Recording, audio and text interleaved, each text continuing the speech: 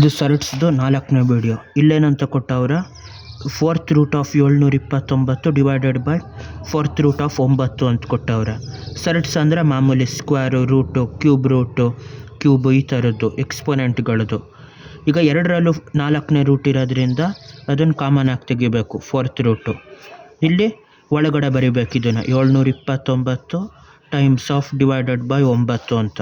ಇವಾಗ 9ರಿಂದ ಅದನ್ನು ಡಿವೈಡ್ ಮಾಡಬೇಕು. 9 8 72, 9 9 root of 4th root of 81 ಅಂತಾಯಿತು.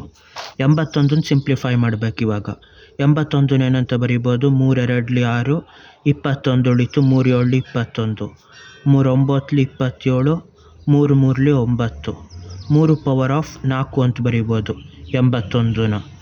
ಅಲ್ಲಿಗೆ ಇದನ್ನೇನಂತ ಬರಿಬೋದು, 4th root of 3 power of 4 ಅಂತ ಬರಿಬೋದು.